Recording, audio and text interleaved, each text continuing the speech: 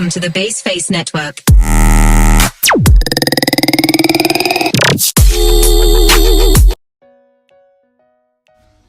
Assalamualaikum warahmatullahi wabarakatuh. Perkenalkan, nama saya Syagifa Aulia Putri, NIM 211021026 dengan nomor absen 09. Baiklah, saya akan mempresentasikan dengan materi lembaga perbankan. Nah, materi pertama yaitu ada pengertian bank. Apa sih pengertian bank? Menurut Undang-Undang Nomor 10 Tahun 1998 tentang perbankan, bank disebut sebagai badan usaha yang menghimpun dana dari masyarakat dalam bentuk simpanan dan menyalurkannya kepada masyarakat dalam bentuk kredit atau bentuk-bentuk lainnya dalam rangka meningkatkan taraf hidup masyarakat. Nah, selanjutnya yaitu ada dasar hukum bank.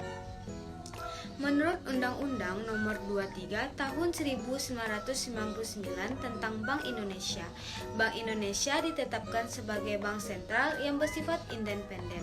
Undang-undang ini menetapkan tujuan tunggal Bank Indonesia, yaitu mencapai dan memelihara kestabilan nilai rupiah dan menghapuskan tujuan sebagai agen pembangunan. Nah, materi selanjutnya ada fungsi bank.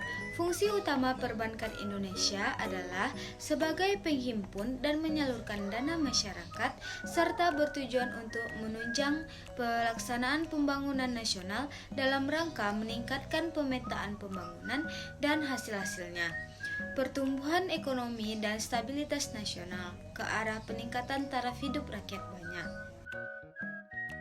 Nah, selanjutnya ada sejarah perbankan Indonesia. Lembaga perbankan pertama kali hadir di Indonesia pada zaman kolonial Hindia Belanda. Pada tahun 1746, VOC mendirikan sebuah bank bernama The Bank van Lening untuk mempermudah sebagai aktivitas perdagangan VOC di Indonesia. Namun, bank tersebut tidak beroperasi dengan baik.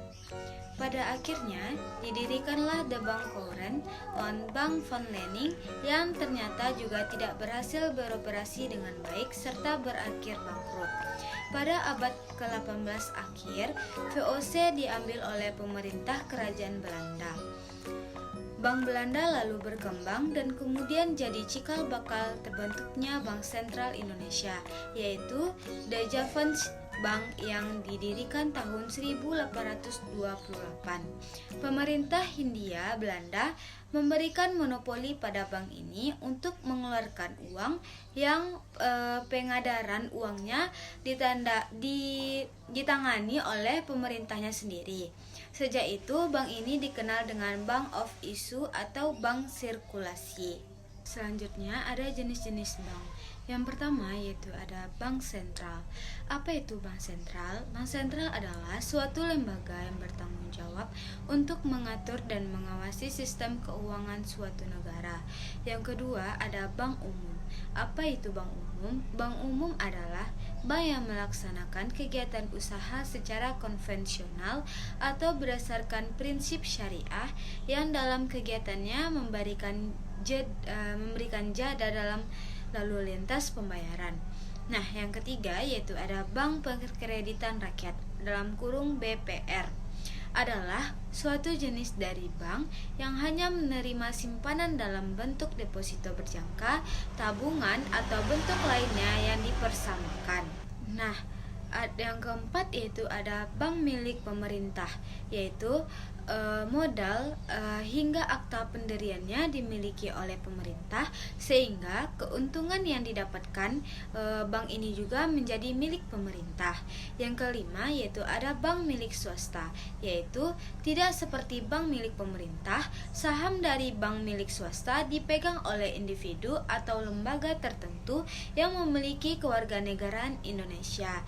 Yang keenam yaitu ada bank asing, yaitu di mana kepemilikan dari bank ini dipegang oleh pihak asing atau luar negeri.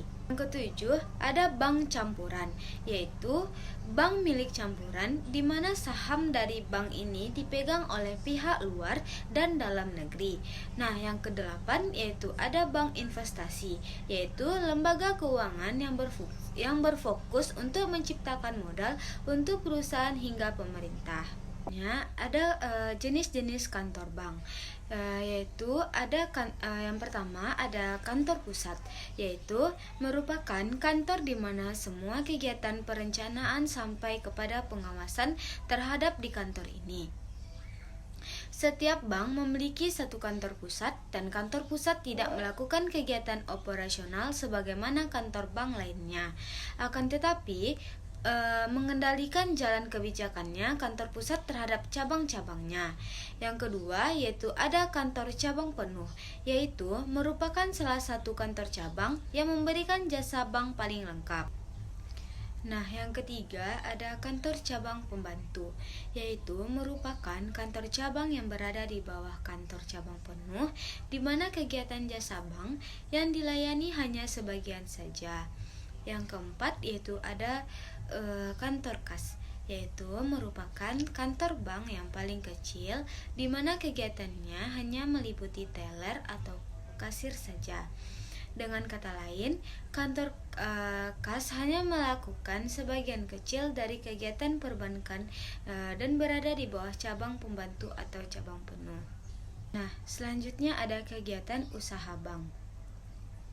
Yang pertama yaitu ada kegiatan usaha bank umum, yaitu seperti menghimpun dana dari masyarakat dalam bentuk simpanan berupa giro, deposito berjangka, dan sertifikat deposito serta tabungan. Yang kedua yaitu memberikan kredit. Yang ketiga yaitu menerbitkan surat pengakuan utang. Yang keempat yaitu memindahkan uang baik untuk kepentingan sendiri maupun untuk kepentingan nasabah. Nah, yang kedua ada bank sentral, yaitu menetapkan dan melaksanakan kebijakan moneter. Yang kedua yaitu mengatur dan menjaga kelancaran sistem pembayaran yang mencakup sekumpulan kesepakatan, aturan, standar, dan prosedur yang digunakan dalam mengatur peredaran uang. Nah, yang ketiga yaitu ada Bank Perkreditan Rakyat atau BPR, yaitu menempatkan dananya dalam bentuk sertifikat Bank Indonesia atau disebut dengan SBI. Materi selanjutnya ada macam-macam lembaga keuangan bukan bank. Yang pertama yaitu ada Pegadaian, yang kedua ada koperasi simpan pinjam, yang ketiga ada pasar modal, yang keempat yaitu ada pasar uang, yang kelima yaitu ada perusahaan asuransi, yang keenam ada perusahaan venture capital, yang ketujuh ada perusahaan leasing atau sewa. Nah, apa sih perbedaan lembaga keuangan dan bukan keuangan? Yaitu secara umum lembaga keuangan bank memiliki peran untuk menerima dana dan memberikan pinjaman untuk masyarakat. Sedangkan lembaga keuangan bukan bank memiliki peran dalam mengumpulkan dan menyalurkan uang dengan mengeluarkan surat-surat berharga untuk pembiayaan investasi perusahaan yang butuh pinjaman.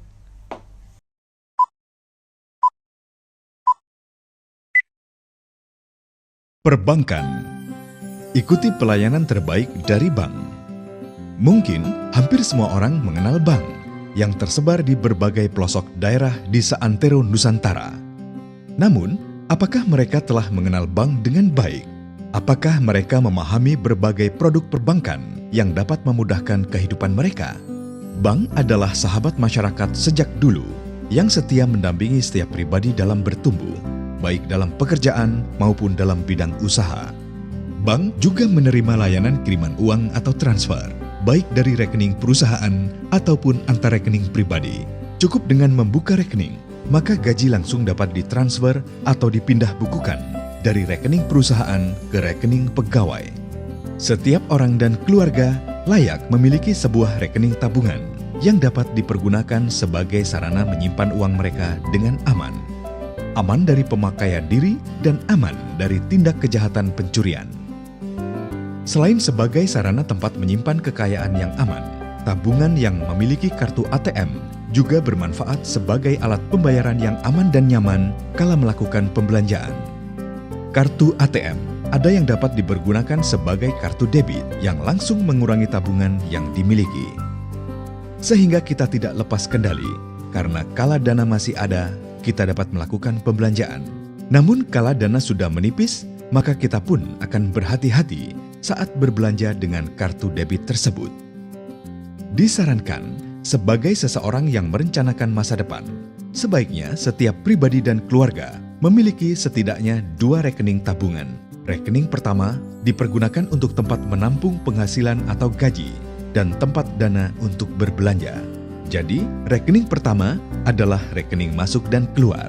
Sedangkan rekening kedua adalah rekening untuk menampung dan mengakumulasikan dana investasi masa depan. Rekening kedua ini hanya dapat menerima. Dan setelah dana yang terkumpul cukup besar, baru